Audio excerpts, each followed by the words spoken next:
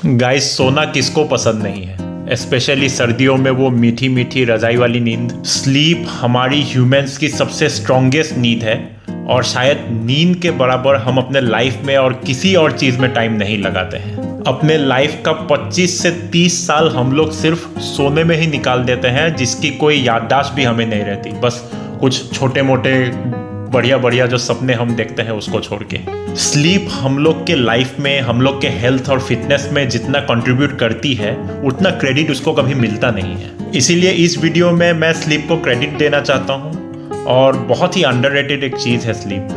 Sleep जैसा supplement भी आपको और कहीं नहीं मिलेगा। अगर आपको मेरी सप्लीमेंट वाली बात अगर हजम नहीं हो रही है कि स्लीप का जैसा सप्लीमेंट कुछ है नहीं, तो इस वीडियो में मैं 4 ऐसी चीज़ें बताऊंगा स्लीप के बारे में जिसको जान के आपको यकीन हो जाएगा कि ये indeed one of the best supplements we can ever have. इस वीडियो को एंड तक देखिएगा ताकि आपको समझ में आए कि मैंने क्यों कहा कि स्लीप सबसे इफेक्टिव सप्लीमेंट है। नंबर 1 जो है, स्लीप का डायरेक्ट इफेक्ट पड़ता है आपके परफॉर्मेंस पे, आपके जिम के अंदर का परफॉर्मेंस और आपके जिम के बाहर का परफॉर्मेंस। आपके होल लाइफ में मेंटल हो फिजिकल हो, दोनों की परफॉर्मेंस स्लीप पे बहुत ज़्यादा डिपेंड करता है। हमारे शरीर का हर एक tissue daily repair and maintenance का वर्क मांगता है और वो हमें प्रोवाइड करता है कौन? ये फुल ऑन पूरा प्रोसेस चलता रहता है जब आप पूरे डीप स्लीप में होते हैं। और अगर आपका स्लीप अगर ऑन पॉइंट नहीं है तो आप अपना बेस्ट मेंटल और फिजिकल परफॉर्मेंस किसी भी एक्टिविटी में दे ही नहीं सकते। रिसर्च में पाया गया है कि जो स्लीप डिप्राइव लोग हैं उनका साइकोमोटर विजिलेंट टेस्ट जो है उसमें रिएक्शन टाइम काफ़ी स्लो हो जाता है। इसका मतलब आपके गलती करने के चांसेस भी बढ़ जाते हैं अगर आपका स्लीप डिप्राइवेशन है तो। और अगर जिम में वर्कआउट करते करते अगर बाय चांस आपको अगर कोई इंजरी हो जाता है तो आप सोच के देखिए एक इंजरी आपको कितना पीछे लेके जा सकता है। आपका जो प्रोग्रेस है जिम में वो महीनों सालों तक फिर से बैकवर्ड चला जा सकता है सिर्फ एक इंजरी के वजह से, जो आप मिस्टेक्स करने के वजह से आपको वो इंजरी हुआ होगा। और ऑन द फ्लिप साइड, अगर आपका स्लीप अगर पूरा ऑन पॉइंट है, आप बढ़िया से सो के उठे हो, तो आपकी गलती होने का चांस होना, वहाँ पे आपका एनर्जी लेवल्स अप होना, ये सब पॉजिटिव, ये सब एडवांटेजेस आपको मिलेंगे जिम करने के दौरान या फिर कोई भी फिटनेस एक्टिविटी अगर आप कर रहे हैं उसके दौरान। Progressive overload, mind muscle connection, ऐसी जो चीज़ें हैं जो आपको ओवरऑल प्रोग्रेस करने में हेल्प करता है, उन चीज़ों के साथ आप बढ़िया से फाइट कर पाओगे अगर आपका स्लीप ऑन पॉइंट रहता है तो। नतीजा, बेटर इंटेंसिटी, बेटर वर्कआउट्स और बेटर रिजल्ट्स। दूसरा जो पॉइंट है वो है स्लीप डिप्राइवेशन के कारण आपका बॉडी जो है वो ज़्यादा कैटाबॉलिक हो जाता है और लेस एनाबॉलिक हो जाता है। हमें चाहिए एनाबॉलिक। एनाबॉलिक क्या है? जब अपने मसल्स जो है आपके वो या तो ग्रो हो रहे हैं या तो अच्छे खासे मेंटेन होके रखे हैं, वहाँ पे वो एनाबॉलिक है। और कैटाबॉलिक क्या है? वो चीज़ें ब्रेक डाउन हो रहे हैं, कम हो रहे हैं। तो हमें मसल बिल्डिंग के दौरान या फिर मेंटेनेंस के दौरान चाहिए क्या? एनाबॉलिक। और स्लीप डिप्राइवेशन की वजह से वो प्रोसेस रिवर्स हो जाता है। जो मेन एनाबॉलिक हार्मोन्स है हमारे बॉडी में, टेस्टोस्टेरोन हो, IGF-1 हो, आप अगर बढ़िया से सो के उठे हैं तो ये हार्मोन्स जो है अच्छे से प्रोड्यूस होता है बॉडी में। और अगर आप नींद से जूझ रहे हैं उस केस में क्या होगा? Process reverse. आपका टेस्टोस्टेरोन उस समय हो जाएगा कम और आपके कॉर्टिजोल लेवल्स जो है वो हो जाएंगे हाई, जो कि हम नहीं चाहते हैं। इसका मतलब ये नहीं है कि अगर आप बढ़िया से सो रहे हैं तो आपके शरीर में टेस्टोस्टेरोन ही टेस्टोस्टेरोन है, ऐसा कुछ नहीं है। टेस्टोस्टेरोन हो या फिर कॉर्टिजोल हो, बॉडी में है दोनों चीज़ें ही, पर उसका जो बैलेंस है वो प्रॉपरली बना रहेगा अगर आप अच्छे से सोएंगे तो। और अगर ख़राब होगा आपकी नींद तो उस केस में आपका बैलेंस जो है वो डिसबैलेंस में बदल जाएगा। तीसरा बड़ा रोल जो क्या है, आप अगर स्लीप डिप्राइव्ड है तो आपको भूख ज़्यादा लगती है। स्लीप डिप्राइव होने से सिर्फ यही दोनों हार्मोन्स नहीं है, टेस्टोस्टेरोन कॉर्टिजोल लेवल्स ही सिर्फ ऊपर नीचे नहीं होता है, आपके बाकी सारे हार्मोन्स जो है वो भी हिल जाते हैं। इसका मतलब आपके जो हंगर हार्मोन्स हैं यानी कि ग्रेलिन और लेप्टिन, ये दोनों भी डिसबैलेंस हो जाता है। ग्रेलिन हार्मोन का काम क्या है? आपको सिग्नल देना आपके ब्रेन को कि हमें भूख लग रही है, खाना खाना है। और लेप्टिन जो है इसका उल्टा करता है। लेप्टिन का काम क्या है? वो अपने ब्रेन को बोलता है कि पेट भर गया है, अभी रुक जाओ। इनके डिसबैलेंस के वजह से क्या होता है? ग्रेलिन जो है बढ़ जाता है और लेप्टिन कम हो जाता है, यानी कि ब्रेन को सिग्नल मिलता रहता है कि खाना खाओ, भूख लग रही है, खाना खाओ, क्योंकि ग्रेलिन बढ़ गया है। और लेप्टिन कम होने की वजह से ब्रेन को ये ठीक से सिग्नल पहुंचता ही नहीं है कि पेट भर गया है, रुक जाओ।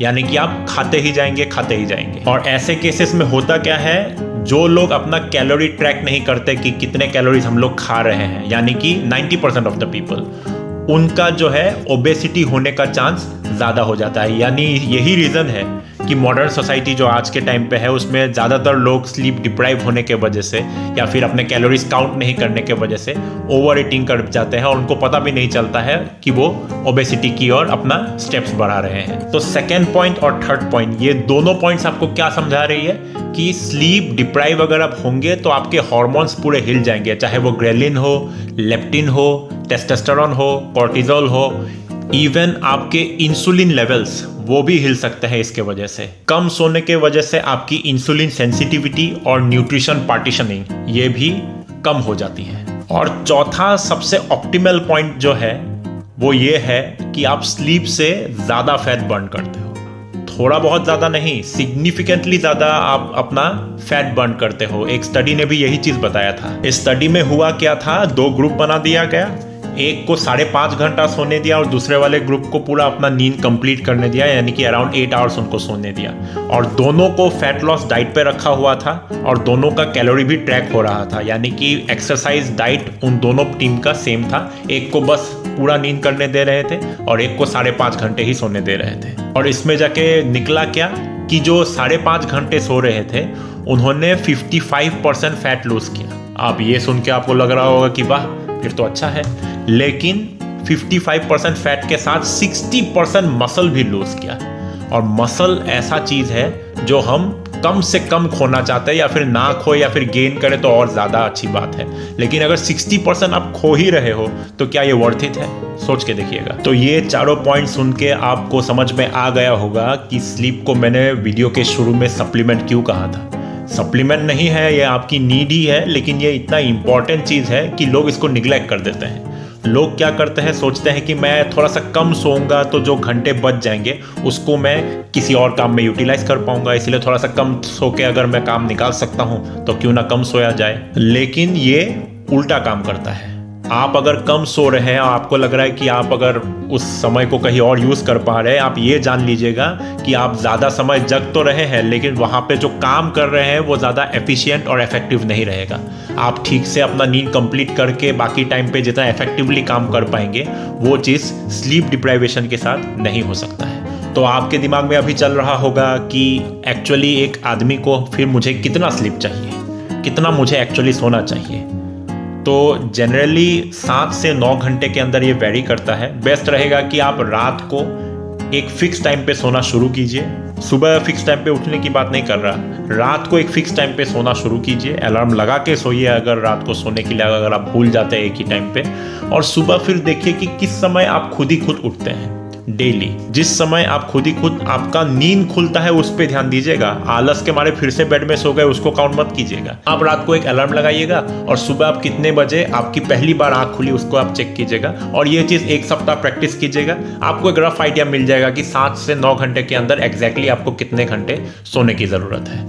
स्टडीज में पाया गया है कि मोस्टली 90% ऑफ द लोगों को 7 से 9 घंटे के अंदर सोने से उनका नींद जो है पूरा हो जाता है। लेकिन कुछ ब्लेस्ड लोग हैं जिनका 5 से 6 घंटे के अंदर ही सोने से बात बन जाती है। ऐसे कैटेगरी के लोगों को शॉर्ट स्लीपर्स कहा जाता है। एक जीन होता है DEC2 नाम का, एक जीन वेरिएशन है ये, जिसके वजह से ये लोग कम नींद में भी अपना फुल रिकवरी कर लेते हैं। लेकिन ये बहुत रेयर लोग हैं और बहुत कम ही चांस है कि आप उनमें से हैं। और कुछ लोग बोलते हैं कि अगर मैं कम सोने की प्रैक्टिस करूंगा तो धीरे धीरे मेरा स्लीप कोटा कम हो जाएगा और कम सोने से ही मेरी बात बन जाएगी। लेकिन ऐसा नहीं होगा, आप चेक करके देखिएगा। कुछ दिन हो सकता है आप कम सो के कर पाएंगे, लेकिन अल्टीमेटली एक समय आप एग्जॉस्ट हो जाएंगे और आपको नॉर्मल 7 to 9 वाले लाइन में ही आना पड़ेगा। तो बेहतर यही होगा कि आप उसी ड्यूरेशन उसी रेंज के अंदर ही सोने की प्रैक्टिस कीजिए। एक स्लीप डेप्थ होता है, वो आप एक्यूमुलेट करते जाओगे अगर आप कम सोते रहोगे तो हर एक दिन, तो वो डेप्थ बढ़ते जाएगा और दूसरे पैसे की डेप्थ की तरह अल्टीमेटली लास्ट में जाके एक समय आएगा जब आपको उस डेप्थ को भी चुकाना पड़ेगा और वो बहुत भारी पड़ सकता है। स्लीप अपने में इतना एक बड़ा टॉपिक है ना कि एक किसी वीडियो में उसके बारे में मैं इतनी सारी बातें एक साथ कर ही नहीं सकता, वो पूरा एक पॉडकास्ट बनाना पड़ेगा।